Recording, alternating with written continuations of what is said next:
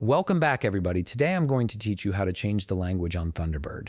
This is especially helpful if you're more comfortable using the app in your native language or if you're setting up Thunderbird for someone else who speaks a different language. Let's jump right into it. First, open your Thunderbird application on your computer. Once it's loaded up, look towards the top right corner of the screen where you'll find the menu icon. It typically appears as three horizontal lines or dots. Click on this icon, and from the drop-down menu that appears, click on Settings. This will take you to the main configuration area where you can customize various aspects of Thunderbird. Once you're in the settings panel, take a look at the left side of the screen. You'll see several options listed vertically. Make sure you are on General, which is usually the first option. This section contains the basic settings for Thunderbird, including appearance, startup options, and language preferences.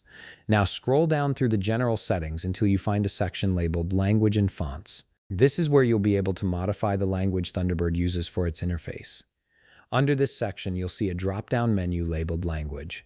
Click on this drop-down to see the available options. From the drop-down, click on Search for more languages. This will open a new window that allows you to browse and add additional languages that aren't currently installed in your Thunderbird application. It's a simple way to expand your language options beyond the default ones. In the new window that appears, you'll see an option that says Select a language to add.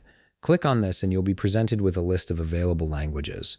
Browse through the list and click on the language you want to use. Whether it's Spanish, French, German, or any other language, just select the one that suits your needs. After selecting your desired language, click the Add button. This will add the language to your Thunderbird application, making it available for use.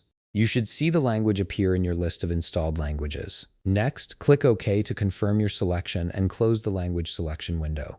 This saves your choice and takes you back to the settings panel. Finally, you'll notice a button that says Apply and Restart. Click on this button to apply the language change. Thunderbird will need to restart for the new language to take effect, so make sure you've saved any important emails or drafts before clicking.